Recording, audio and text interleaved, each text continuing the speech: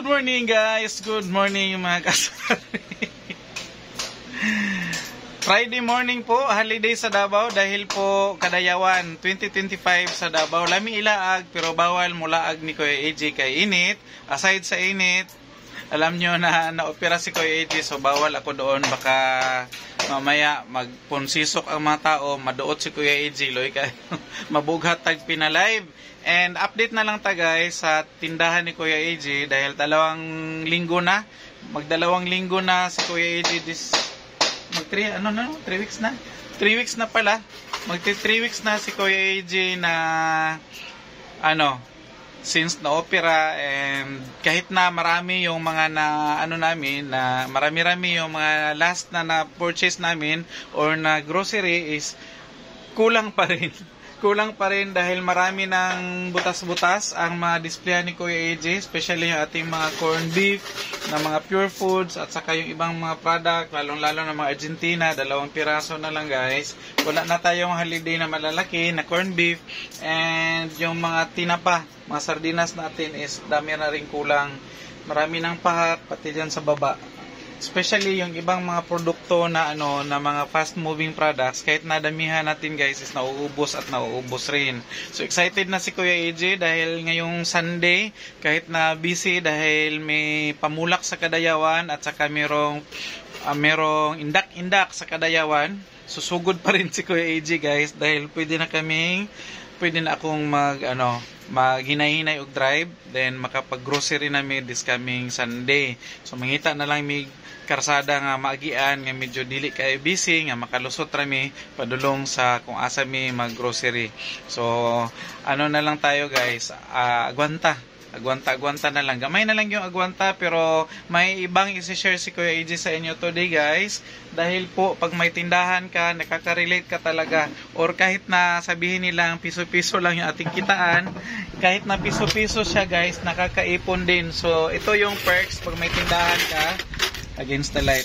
Ito yung perks pag may tindahan ka, makakaipon ka talaga ng barya. So, kung barya man yan, tingnan natin, pero pag nabilang yan siya, ito tag 5, 5, 5, gis yan siya, lahat nakahilira dyan.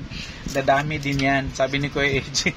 Kung mahilig ka lang mag-ipon, at kung mahilig kang mag-ipon ng mga piso-piso o mga barya-barya, pagdating ng panahon, may dudukutin ka talaga. So, hindi may pagkaila na may nagastos talaga si Kuya AJ sa operation dahil malaki-laki din yung nagastos ni Kuya AJ, and hindi ako nakapila doon sa malasakit at saka kung ano yung mga ayuda na mga may medical assistance na pwedeng malapitan dahil wala rin mag-asikaso, at saka pinag-ipunan din ni Kuya AJ yun guys. So marami tayong bayarin, marami tayong mga obligasyon.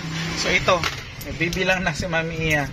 Nagbibilang siya ng aming mga naipong coins. Kahit papaano meron tayong pwedeng madukot at saka pwedeng ipambayad kung ano man yung pwede natin mabayarin. Katulad ng mga electricity, tubig natin, at saka yung iba natin mga obligasyon sa kinabuhi. Kinahanglan ato siyang bayaran guys, kay ingon nila tuition pa dahil sa mo anak, allowance pa sa mo anak everyday sa school. So pahuway mi karong adlaw kay holiday, pero whole week is meron tayong mga babayarin, at saka yung gastusin natin sa araw-araw, mga pagkain, hindi pwedeng hindi kakain. So kakain tayo kahit nasabihin mong nag-diet ka, gastos ka pa rin, kakain ka pa rin. So kasi yun yung natin, yun yung everyday life na gagastos tayo. Kaya nga tayo nagsikap mag-ipon, magtinda, at saka manginabuhi og maayo, kay gusto po nato nga makakitilaw ta og kaharuhay, maskin gamay lang natay matilawan na kaharuhay, luyo sa atong or kanang bunga sa atong mga pagpaningkamot. Bisaya si Kuya AJ. And ito guys, yung mga na-share ko sa inyo, meron pa ito pa, may isa pang garapon o isa pang container na bibilangin si Mami Iya. So mahaba-haba pa ang bilangan. Gutom na kasi wala pa kaming almusal. Ang oras is 10:30 na po ang oras. So need nang kakain maya-maya, pero tatapusin lang namin ito aming bilangan, ang aming counting. para malaman natin kung magkano. Pero hindi ko na ipaalam sa inyo guys kung magkano yan lahat. Ang importante na i-share ko sa inyo na importante na mag-ipon tayo habang meron pa tayong maipon. Dahil pagdating ng panahon na kailangan natin at saka meron tayong mga emergency na pangangailangan, mga bayarin is meron tayong madudukot. So yan yung perks. Pag may tindahan ka, hindi ka talaga mauubusan ng barya. So ito pa mga nabalot na. Kasi yung mga ganyan na nakabilang na or nakahilira ng ganyan, babalutin namin yan isa-isa, tag 500 per balot. So ito 500 ito per balot. Ito tag 5. Itong piso is 100. Sa 5 is tag 500, pati yung ating tag 10,000, tag 10 pesos at saka yung mga tag 20 pesos mamaya. Pero wala yan masyadong 20 pesos may no? 10, 5 at saka piso siya. So walang 20 dyan. So para mabilis at saka mabilis ang pagbilang. So sa balot nito is ang 5 pesos is 500 peso, ang 1 piso is tag 100 ang per balot. So ayan, nakabalot na siya. And ito babalutin pa namin mamaya para mabilis lang din. So hindi na namin siya ito idaan sa bangko. Mahirap pag magpunta ka sa bangko dahil kailangan pa itong bilangin, kailangan mo ilagay sa kanilang plastic, kailangan mo lagyan ng label. So mahirap. Ito is lang ito. Diretso na ito mamaya kung saan namin siya gusto ipangbili o ipangbayad. Huwag na tayong magbangko kasi magbangko ka, dahil kuhaan din yan siya ng tax at saka huwag mag-ipon ng pera sa bangko. Okay lang kung may ipon ka konti, pero huwag mag-ipon ng maraming pera sa bangko dahil hindi po lalago ang pera mo. Lalo na depende siguro kung ano yung business mo, pero pag sari-sari store kasi, kailangan kung ano yung maipon mong pera, ibili mo agad ng mga stocks ng paninda at saka ibenta mo para tutubo at saka lalago yung negosyo mo. Hindi pwedeng ipunin mo sa bangko dahil pag inipon mo sa bangko, maliit ang interest at saka magkano lang ang tutubuin kaysa sa tutubo ka ng piso-piso sa mga panindan mo, di hamak na mas malaki pa rin siya compared mo doon sa bangko na inipon mong pera. Mag-ipon ka ng 10,000 or mag-deposit ka ng 10,000 sa bangko mo, magkano lang man abutin yan sa isang taon?